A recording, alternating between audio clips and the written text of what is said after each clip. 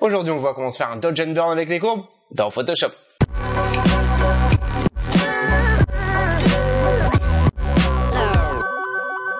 Bonjour à tous, c'est Alexandre de Vries. Vous pouvez me retrouver sur le blog laretouchephoto.com. On voit ensemble comment retoucher nos photos simplement et en s'amusant. Donc avant de commencer, je tiens tout simplement à dire un grand merci à Pauline du blog Apprendre la photo de portrait qui me permet donc de réaliser cette petite vidéo aujourd'hui pour vous. Donc aujourd'hui, on se fait un dodge and burn avec les courbes dans Photoshop. Le dodge and burn va tout simplement nous permettre de rehausser donc nos contrastes et nos lumières sur notre portrait photo pour justement obtenir plus de volume, plus de contraste et plus de lumière, si possible avoir une meilleure expression. Et on va aussi intensifier donc les textures et les détails de la peau, comme les rides, pour justement avoir une meilleure expression, un meilleur portrait et si possible quelque chose d'artistique. Allez, on voit ça tout de suite dans Photoshop. Donc je commence par ouvrir Photoshop et je vais glisser une photo à l'intérieur, comme ceci. Donc là j'ai un document JPEG que vient de m'envoyer Pauline. Si possible, utilisez un document RAW. C'est quand même plus pratique si vous voulez faire un développement photo d'utiliser un fichier RAW. Je vais pas revenir dessus, je pense que Pauline l'a déjà fait. Mais voilà, si vous avez un JPEG, vous faites comme moi. Et voilà. Je vais tout de suite commencer donc par sécuriser mon travail en dupliquant mon arrière-plan. Donc je me mets sur mon calque arrière-plan, je fais un clic droit, dupliquer le calque, donc pour avoir une copie. Je vais tout de suite le renommer caméra RAW, comme ceci. J'appuie sur OK pour valider. Donc ça y est, j'ai ma copie. Je vais tout simplement le transformer en objet dynamique pour justement travailler dans des bonnes conditions, sécuriser mon travail et pouvoir retrouver à chaque fois mes réglages quand je le désire et surtout les modifier quand je le désire. Donc je me mets sur caméra RAW, je fais un clic droit, convertir en objet dynamique.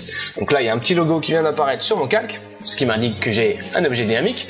Vous pouvez d'ailleurs cliquer 2 fois sur celui-ci, comme ceci, et voilà, vous avez votre document PSB qui vient de s'ouvrir, où justement vous pouvez retrouver votre caméra RAW, votre calque caméra RAW, je veux dire. Si d'ailleurs vous voulez par exemple voir comment fonctionne un calque dynamique, je pense que Pauline l'a fait, mais bon, je vous le réexplique vite fait. Donc imaginons, voilà, je prends un pinceau et je mets un coup comme ceci. Je fais un CTRL S pour l'enregistrer et je vais pouvoir retrouver ce coup de pinceau donc sur mon calque caméra RAW. Et voilà. Si vous voulez l'annuler, il suffit tout simplement de revenir dans historique comme ceci. Et vous faites un CTRL S pour l'enregistrer. Voilà, donc on va pouvoir le fermer parce qu'on n'en a pas besoin et on va venir tout simplement travailler sur celui-ci dans notre photo de base. Donc, j'ai mon document qui est prêt. Je vais pouvoir me lancer tout de suite dans Camera Raw et commencer donc à sublimer ma photo avec les réglages de base. Donc je me rends dans Filtre et je vais Filtre Camera Raw ou majuscule CTRL A pour ceux qui savent. Donc ça y est, ma photo vient de s'ouvrir dans Camera Raw. Je vais pouvoir simplement mettre en place mes petits réglages de base pour justement sublimer, améliorer ma photo, ce que je vous invite d'ailleurs à faire, et ensuite on passera au dodge and burn. Donc voilà, je pense que Pauline vous a parlé de la balance des blancs. Si vous ne savez pas du tout comment régler votre balance des blancs, c'est pas l'intitulé du tuto, mais bon, pour faire ça, je vais vous donner une petite astuce. Vous pouvez vous mettre sur la balance des blancs et comparer le mode tel quel avec le mode auto. Donc voilà, j'étais à 0, je suis passé à +1 et en teinte j'étais à -24 et à 0. Donc voilà, ce que je peux faire, c'est tout simplement me mettre entre les deux peut-être. Donc là on va laisser à 0, soit vous voulez tout simplement réchauffer votre photo, mais attention, après ça peut vite bugger, ou alors tout simplement la refroidir dans les bleus.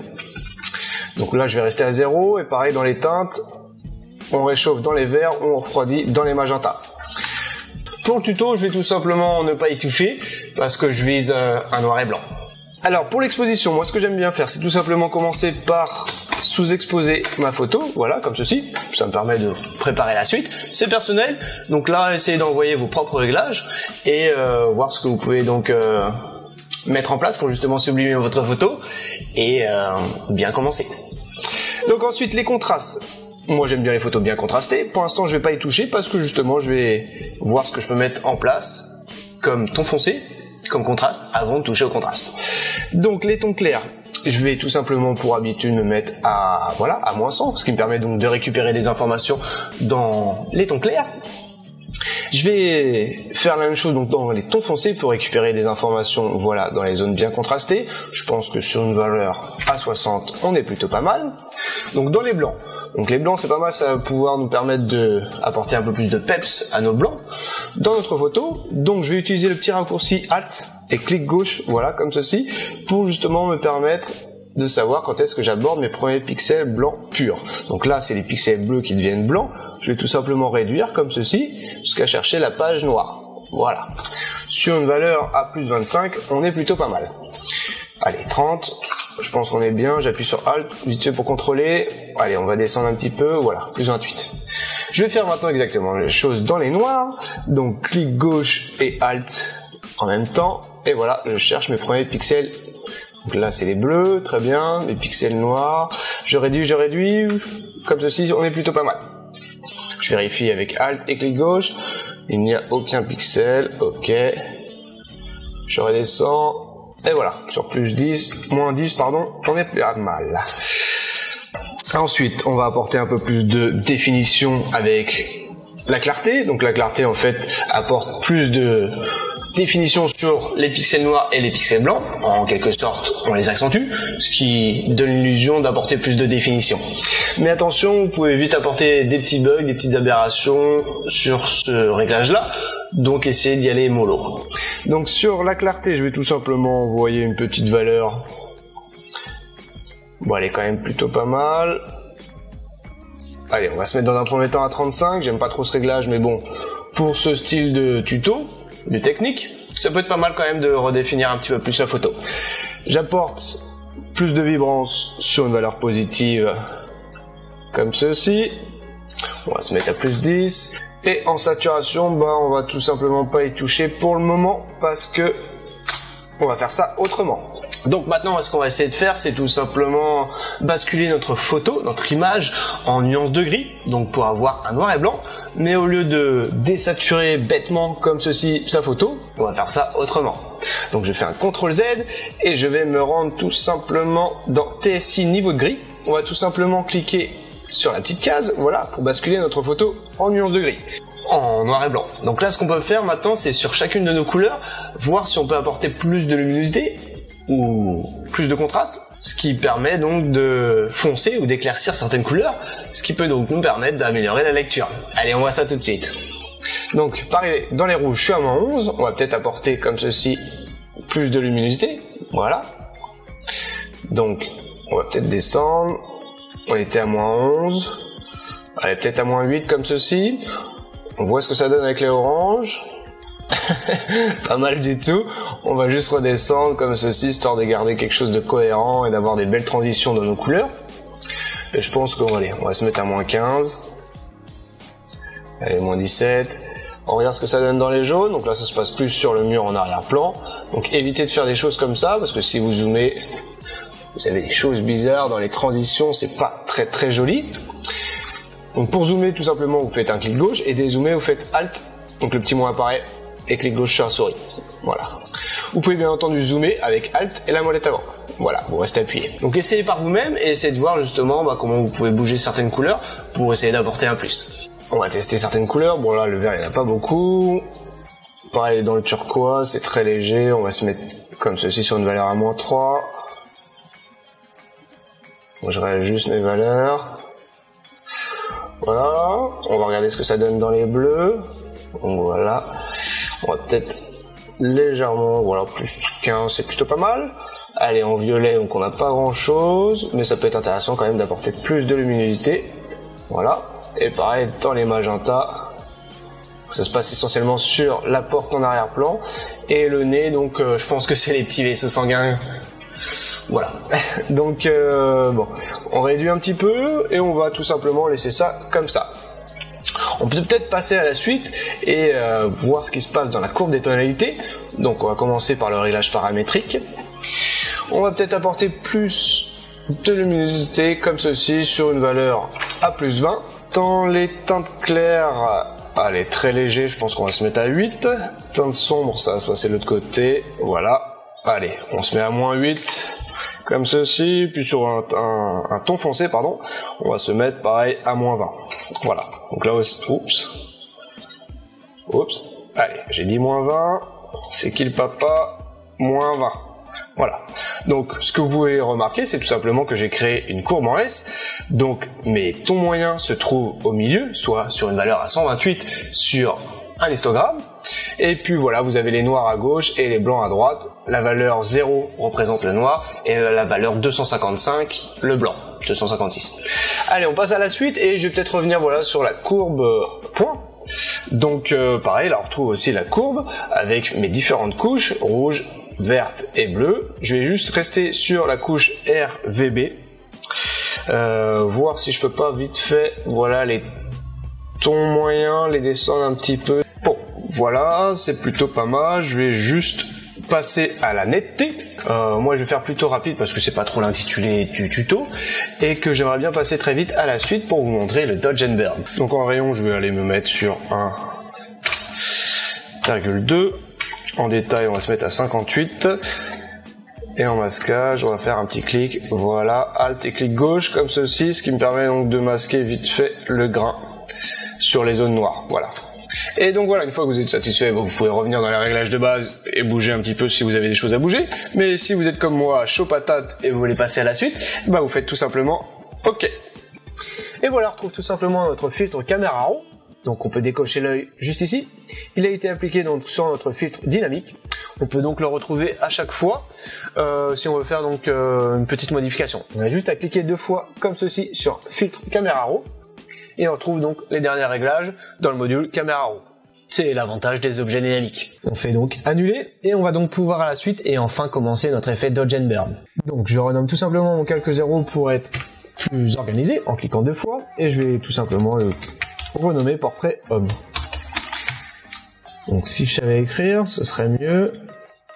Voilà. Comme je l'ai dit, on va tout simplement créer 2 calques courbes pour justement avoir un meilleur contrôle sur notre effet Dodge and Burn. Donc ça commence tout simplement dans la fenêtre de calque tout en bas comme ceci et vous cliquez sur courbe. Vous cliquez 2 fois sur courbe pour le renommer Burn. Voilà. Donc sur l'effet Burn, on va tout simplement revoir nos contrastes pour justement les appuyer, qu'ils soient plus prononcés, plus forts. Voilà.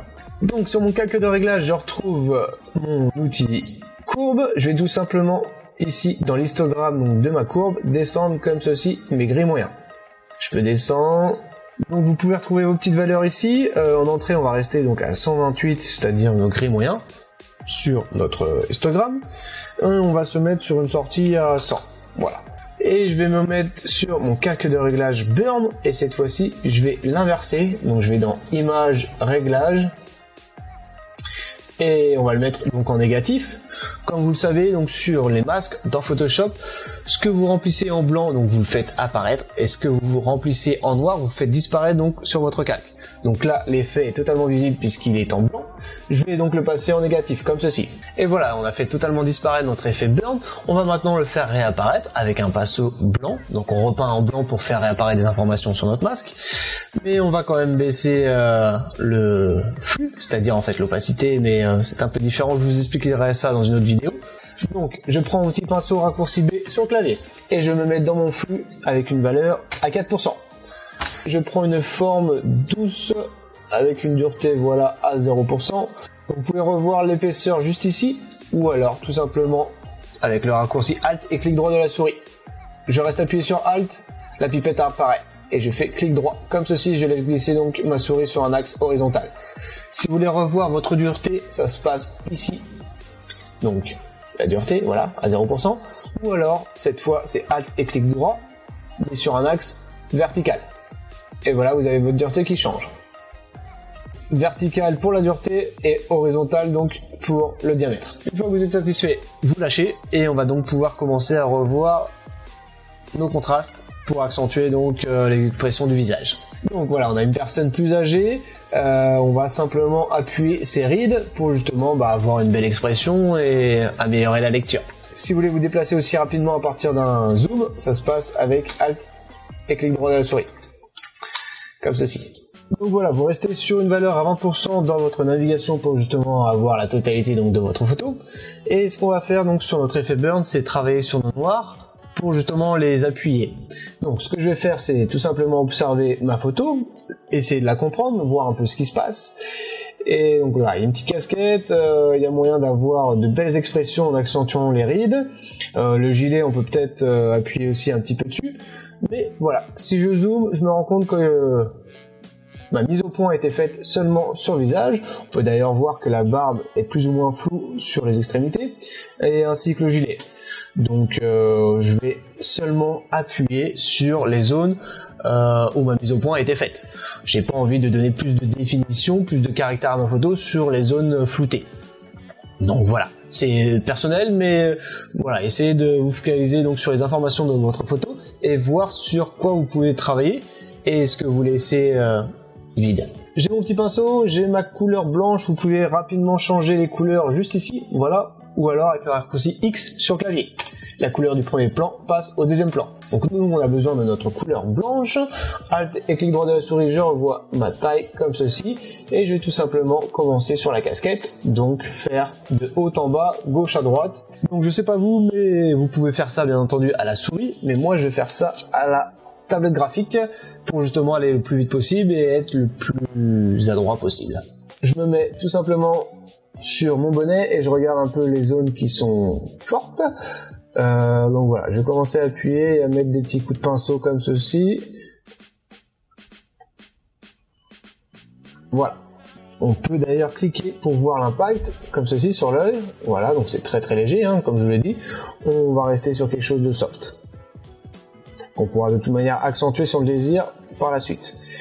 Donc voilà, essayez de peindre sur les zones contrastées pour donner plus de volume, plus de caractère donc à votre portrait. Donc là, ce qui est intéressant, c'est que c'est une personne âgée, donc il y a pas mal de rides, il y a une expression assez forte dans le visage, donc on va essayer de l'intensifier. Hop, je fais d'abord les grosses rides, les gros plis avant de me lancer dans le détail.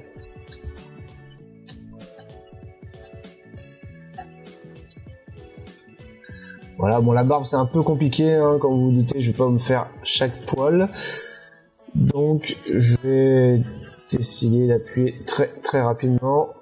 Donner des petits coups un peu sommaires.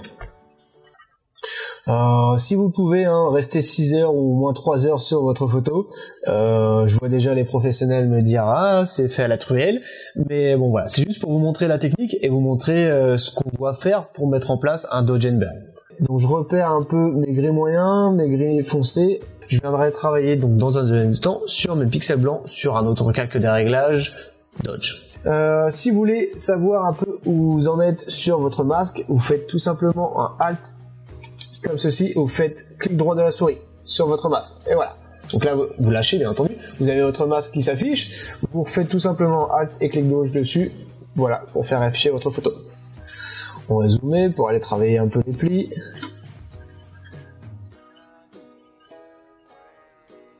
Comme ceci, je travaille sur les plis, j'intensifie un petit peu plus.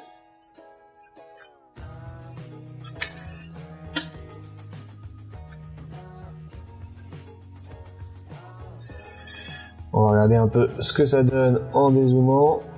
Je fais Alt, comme ceci, je clique sur mon masque. Voilà. On va venir zoomer un petit peu et venir travailler donc sur chaque ride. Je vais tout simplement réduire comme ceci mon épaisseur. On va voir un petit peu ma dureté. Et là, c'est parti. Je travaille sur chaque ride. Voilà. J'évite de passer plusieurs coups, enfin pas plus de 3 ou 4. Voilà, une fois que j'ai trouvé ma valeur, je passe à autre chose. Et bon voilà, ça peut être un peu chiant pour vous, ou du moins un peu redondant, donc on va tout simplement envoyer la musique, et on se retrouve tout à l'heure donc pour le calque de réglage Dodge.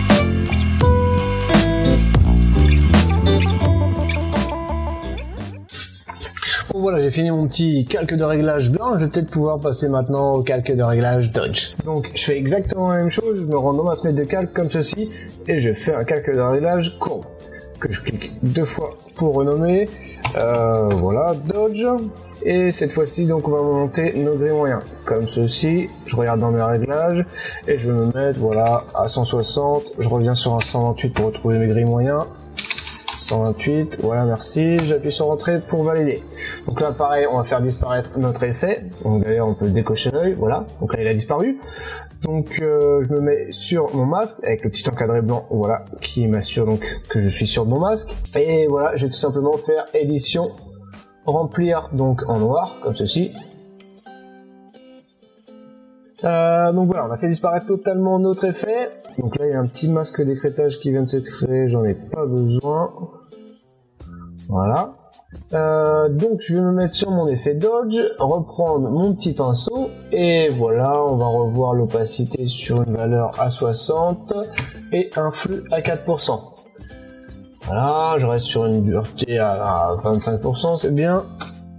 Donc on regarde un petit peu où se trouvent les zones éclairées, sur un portrait, donc vous allez retrouver ça sur les arcades, sur le nez, les pommettes, le menton et la lèvre supérieure, ainsi que les oreilles et forcément les yeux. Donc appliquez-vous sur les yeux parce que c'est là où justement l'œil se pose et c'est là où on capte l'attention du spectateur.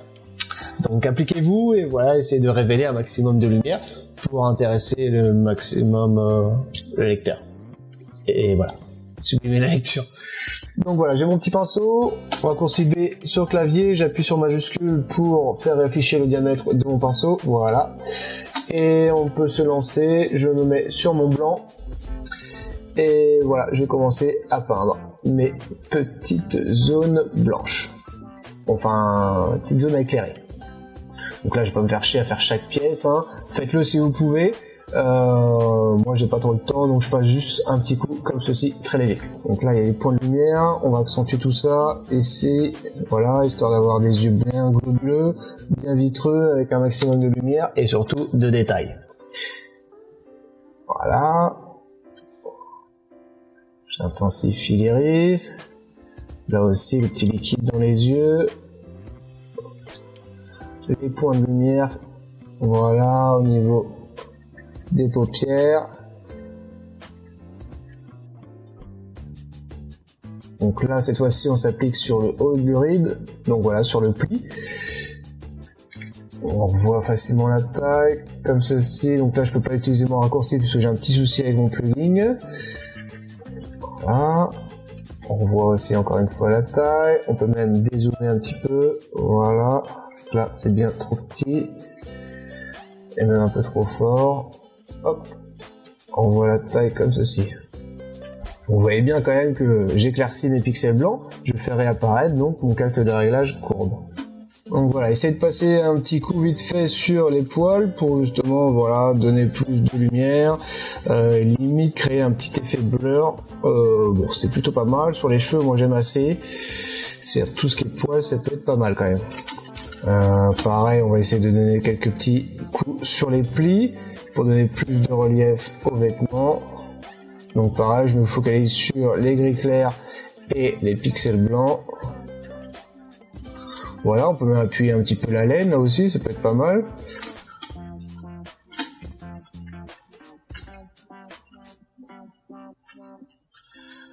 Voilà. On voit encore le diamètre. Donc comme je vous ai dit, le raccourci Alt et clic droit de la souris est quand même très pratique. Vous voyez bien que là j'ai un petit souci avec mon plugin, donc je peux pas utiliser le raccourci. Je perds donc du temps. Voilà. Donc là ça tombe mal parce que je dois faire ma vidéo. Mais bon, je vous l'ai montré suffisamment sur ma chaîne. Bon, on va essayer de finir ça. Tac tac.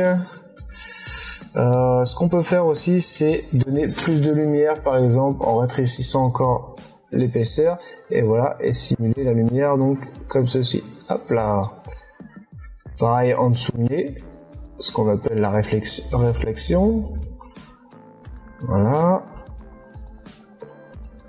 Donc pareil là aussi, on peut envoyer la musique donc et se retrouver donc juste après.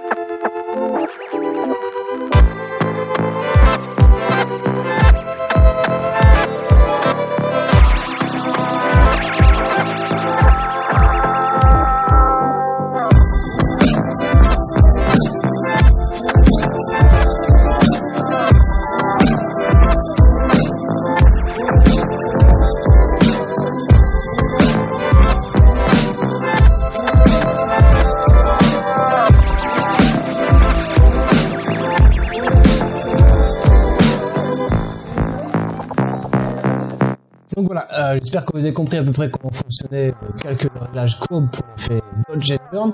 C'est plutôt simple à mettre en place. Vous créez deux calques, Dodge and Burn. Sur le Burn, vous contrastez. Sur le Dodge, vous éclairez. Et vous faites réapparaître vos informations à l'aide d'un pinceau blanc. Donc voilà, j'espère que vous avez compris à peu près comment on mettait en place le calque de réglage Dodge and Burn.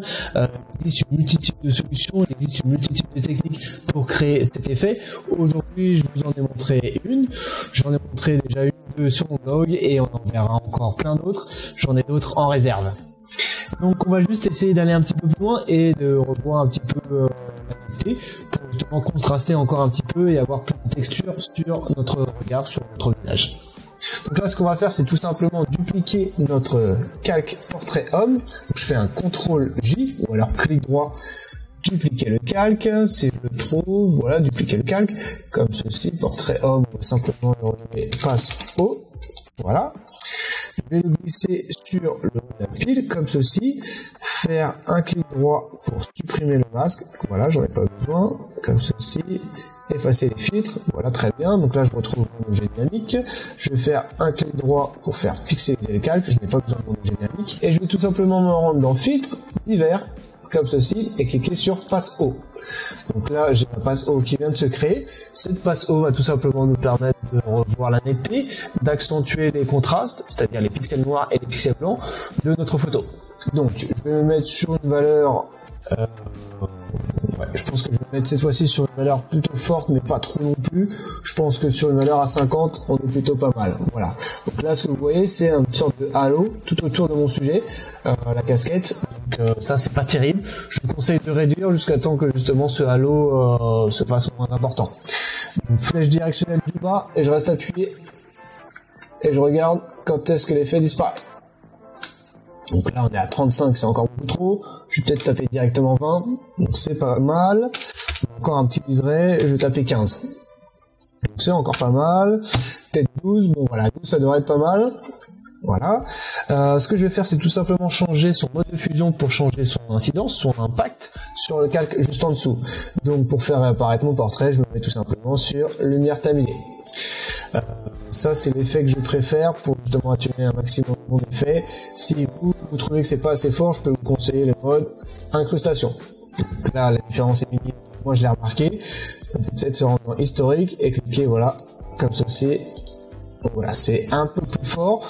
Ou alors si vous voulez encore quelque chose de plus fort, vous mettez sur lumière vive. Donc là c'est carrément trop fort, vous mettez sur l'opacité et vous réduisez. Voilà.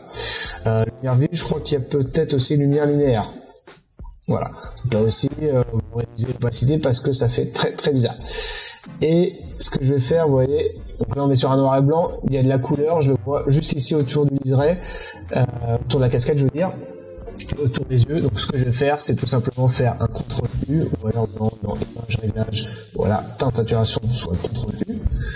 Et je vais baisser la saturation, pas totalement, mais pratiquement un petit peu quand même sur une valeur à moins 90. Voilà. Donc là, on a vu qu'on avait baissé justement la saturation, voilà. Donc je vais pouvoir me remettre sur mon mode lumière tamisée, voilà. Et je vais rester sur une valeur à 75%, je pense qu'on est plutôt pas mal. Mais voilà, ce que je vais faire, moi, c'est simplement afficher mon effet netteté passe haut sur le regard, sur le visage. Donc pour ça, je vais le faire disparaître avec un masque. Je reste appuyé sur Alt et le masque, comme ceci. Et là, je crée un masque directement en noir, donc mon effet a totalement disparu. Ce que je vais faire, c'est prendre le pinceau blanc, comme ceci, avec une forme douce. Voilà, une dureté à 0%.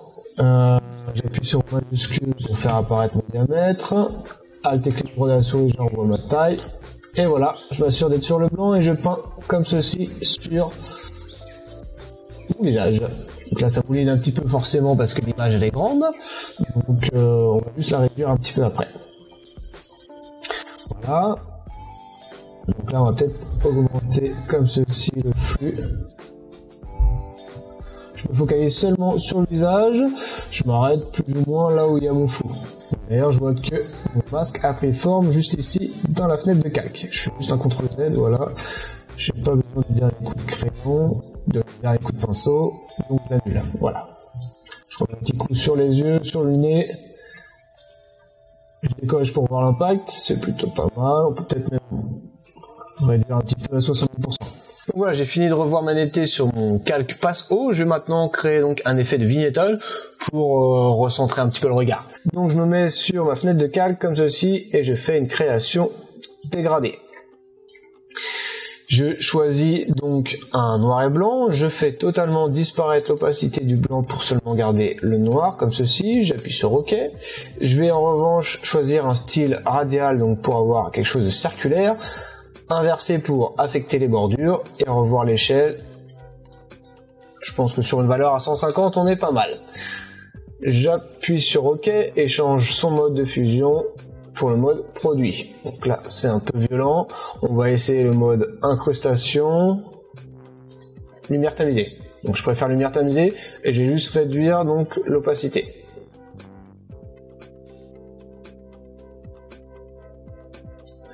Voilà, on est à 60%, c'est pas mal.